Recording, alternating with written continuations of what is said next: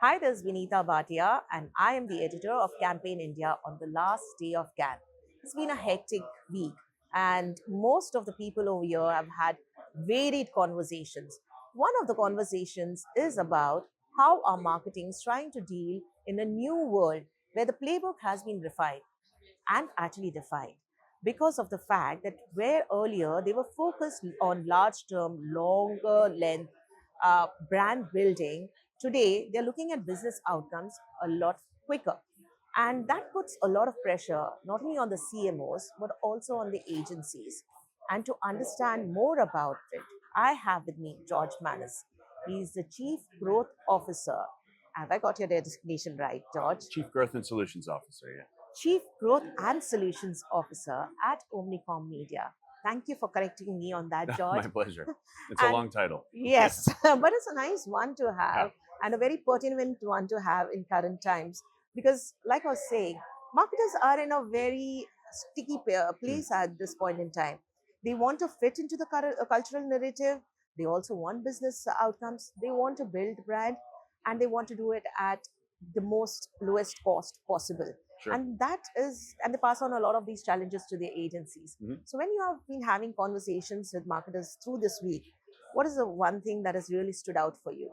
Oh, my goodness. I mean, everybody's under enormous pressure to grow in today's economy. And when you add the complexity of reimagining the marketing playbook, as you call it, for this new world, I think many marketers, even the savviest ones, are feeling quite lost in this. So, I think increasingly they're looking for partners to help them reimagine that playbook and evolve their marketing model, to move with speed, with culture, with commerce today. So there's been a growing sense over the last, I would say, 3 or 4 years in this, a growing movement in this direction. But what has been so tangible to me here in Cannes this year is it is decisively the case now that marketing needs reimagination if it is going to succeed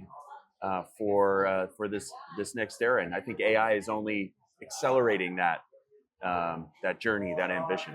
So, when you talk about AI and you talk about reimagination, how exactly would you consider, or if I were to ask you to do some crystal ball gazing, what would that reimagination look like? Yeah, that could look like all sorts of things. So we think about it through 3 different lenses, and these align to Omnicom's broader strategic priorities, which we spoke a lot about here in Cannes this year. So on the first pillar, it's all about agentic marketing transformation.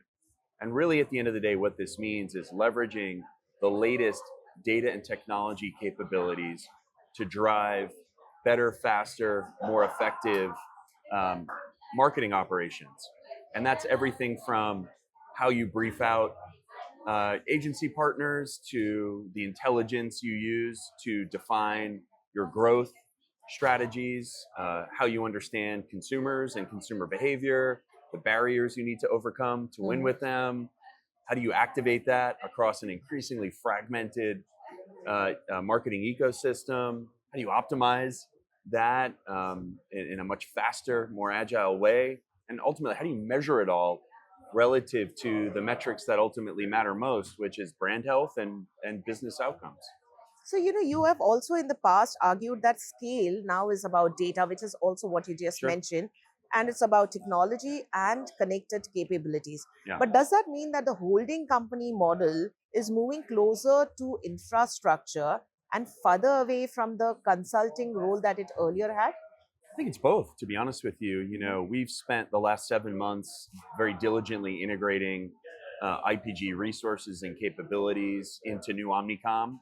And as we did that, we evolved the structure of Omnicom around what we call connected capabilities. Now, these are making it easier for clients to access, but also for us to connect more integrated solutions for clients. What does that mean at the end of the day? Well, how do we better integrate media plus production plus CRM so that we can be much more consumer centric, much more efficient with how we deploy marketing for our clients? How do we better integrate social creators into the broader marketing workflow? specialization remains really, really critical, but increasingly value is unlocked at the integration, or what you often hear referred to as the orchestration level. Mm-hmm. And with that, Omnicom continues to evolve from, a traditional holding company construct to what John Wren, our chairman and CEO, has referred to as becoming more of an operating company, Mm-hmm. right? So from a holding company to an operating company. And that's partly why I'm in the role that I'm in. It's to help operationalize integration across our capabilities so that we could be better, faster for our clients as their needs continue to evolve. So that's really the shift that we're, I think, at the front of right now. So, you also are in a very interesting position because the agency business for the longest time was built on labor. It was built on several layers and complexity. Complexity. Now, AI, data, technology, these are stripping away much of that. And connected capability is the best indication of that, right? But do you think it is also exposing agency roles that used to exist earlier because the operating model, and now as you're shifting into Sure. this kind of a, from a hold co to an operating model, it rewarded headcount and process rather than outcomes? So I think uh, the agency business has been one that has constantly had to evolve with the shifting winds of the market and technology trends. So what we're witnessing right now is another wave of technology innovation, vis-a-vis AI and agentic capabilities. And what is also true, however, is that people remain at the very center of the operation and the proposition. What we're really excited about is the combination of exceptional talent with these exceptional tools and technologies, giving our people superpowers. Now, with that means roles continue to evolve. So what we're seeing is the evolution towards more T-shaped talent, as we call it. Now, these are individuals who may have started in one specific discipline or function, media or advertising, but because of how technology is evolving and giving them new superpowers, they're able to broaden their scope more across different channels and touch points. And I think we're going to continue to see the evolution of talent as we embrace and develop more data, tech, and AI solutions for them to leverage. So it's a really exciting moment where the talent of the future is going to look very different than the talent of today. And another exciting part for you is because yesterday I just got a release that said that Omnicom Media has been ranked the world's largest media management network in the Convergence Final 2025 Global and Region Sure. billing rankings, and the total billings was $75.6 billion. Now that literally you're operating from a position of power and you Yeah. have connected capabilities, I wanted to understand from you, how is connected capability going to play a very significant role Yep. in a highly fragmented media landscape, Sure. so that you are able to make sure that the client's brand show up where they need to show up, That's right. rather than just ensuring that they're plugged in? Yeah. So as a result of the combination of IPG and Omnicom, we have exceptional assets from a media, data, and technology standpoint. So media scale is one of those assets, which gives us the weight, the leverage to unlock new value sources for our clients. And this is all in service of our clients. And if this week we announced a number of co-development work streams with large partners like Disney and Netflix and others. That is an example of how we're leveraging our clout to drive innovation of value for clients. The other pillar is around our data. So Axiom and our Real ID proposition also helps us within that broader media market better identify and target the audiences that our clients need to win with. So when you put our scale together with the power of Axiom and Real ID, we truly have something differentiated to offer clients in the market. Now that is a real foundation for connecting our capabilities, to deliver better consumer experiences. So with so many clients now, we're integrating media, uh, consumer experience and CRM, content, so that we can deliver one view of the consumer, one connected experience across those various touch points. And we have the ability then to also holistically measure the impact, not just of individual channels, but how the whole ecosystem works together to drive an outcome. So we feel incredibly well positioned now with our scale, with our the gold standard in data and identity in Axiom, and with our connected capability structure to help our clients get more out of marketing. So you mentioned about the various sources that are there. In Yeah. contemporary times, some of the sources that have really worked well are connected TV, retail media, For sure. experiential marketing, and Yeah. the traditional media, landscape continues to be there. If I were to again ask you to do some crystal ball gazing, Yeah. which are some of the other sources that you think will start playing up a little more, where clients need to start focusing? It's a really great question. So I started with talking about leading on agentic marketing transformation. That's Omnicom Pillar 1 in terms of where we're placing our bets. Pillar 2 is around what we call winning the new consumer engagement model. This is exactly the spaces and places you're referring to here. Right now for us, it's sports and entertainment, it's connected commerce, social and creator, and increasingly AI-driven discovery. This is the world of LLM visibility, generative search visibility, and it's no surprise that with OpenAI launching advertising and with the volume of consumers moving onto generative search platforms, this is no doubt going to be a critical area for our clients to win. So we continue to invest and develop capabilities and solutions, and today are operating over 24 global engagements to help various clients navigate their way through this new discoverability paradigm. So I would point there as a really big opportunity area. So, since you mentioned about the discoverability on, let's say, any of the chatbots or LLMs that are there, Yeah. for many of the brands, it's also a cause of worry because you have to ensure your brand show up at the Sure. right juncture in the right way. And it's not just with the ads that, whether it's Anthropic or OpenAI Yeah. or Gemini that have. So it has to be in a contextual way, and it is something that is also trustworthy. That's right. Both of these aspects still are very difficult to fathom. So how are you helping your clients to get themselves in? You are absolutely right. This is a new, dynamic, evolving space in the market, and nobody has perfectly figured it out. And the moment they do, it's going to change again. It's going to change again.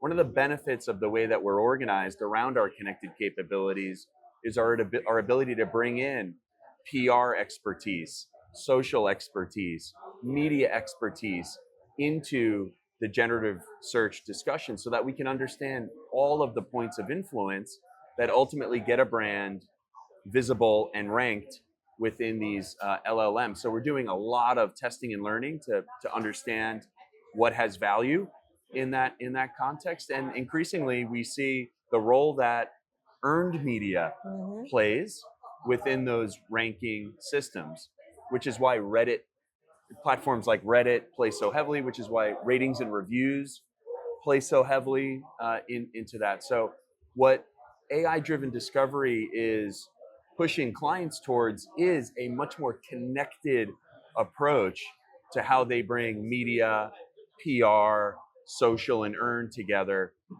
to win in this new dynamic environment. And you use the word discoverability, which is something that a lot of brands are chasing. They want their products to be discovered on LLMs. But what about seeding of the ideas? What about creating desire? Sure. Because at the end of the day, trust and desire are the two things, and even aspiration for that matter, if I were to take it away from the word desire. How do they also get these fit in, whether it's on geo, whether it's because, today a lot of us, we just put a question out there on any of the search engines and just look at a small thing. We don't even click onto the site that it leads to. Right. Which is a damaging thing for brands, Sure. right? The clickability has gone down. Sure. So how do you bring these three aspects, trust, Yeah. desire, and aspiration, Yeah. into these It's channels? it's such a good question, because this is why brand building matters more than ever before. Mm-hmm. Because in this new consumer engagement model, it requires brands to build their brand across an ecosystem of touch points. So gone are the days of creating a great film and running that film on television to drive brand engagement. Now you need to look at how you leverage sports and entertainment as a brand building vehicle that drives that, not just awareness, but that relevant salience, desirability of the brand. The role that creators are now playing as part of the brand building project, and leveraging their following to help build desirability in that space. So the brand building playbook, like every other playbook right now, has also changed, and that's why we're so happy to have the deepest bench of creative talent in the marketplace, because we're going to be in a creative renaissance, because AI might make everything somewhat mediocre. The brands ultimately that are going to stand out are the ones that are infused with that creative differentiation that helps them really stand apart. So we're super excited about our creative superpowers helping brands navigate through this world, as much as we're excited about our media and technology and data capabilities. So, if I were to dial in into the creative superpowers, traditionally, how agencies operate, it was on timesheets, the labor that was Sure. involved, right? Obviously, now when you look at this kind of a new landscape, those things might not work when you're communicating with a client and you're talking about, how sports marketing should be there, how you need to tap into the creator economy, right? So in that kind of situation, how do agencies need to have the conversations with the client about the differentiation that they bring? Yeah, Because you can't say, okay, this is a cost arbitrage that you're going to give. The that's right. conversations have to change. Sure. How are they changing that Yeah. conversation? First of all, this is an industry question that we're all working towards solving. And this is not something that an agency can do alone or a client can do alone. This requires the entire industry to move more towards new standards that better link agency success and client business success. And we have a history of moving more in that direction with various models that better connect our activities to client business outcomes. And that could look like performance-based remuneration models. That could look like outcomes-based pricing strategies. We're testing and evolving a variety of solutions in that space. And I think you probably are hearing it at Cannes broadly. The industry is going to continue to move in that direction. And we feel a responsibility, given our size, scale, and the brilliant clients that we get to partner with, of being at the very front of that transformation. So if I were to ask you one final question, Sure. George, before I let you go, is there any campaign that you feel evocatively delivered on all these counts? Oh my goodness. I have to say, I'm a huge soccer fan. Maybe I should say football fan, that I'm here in France.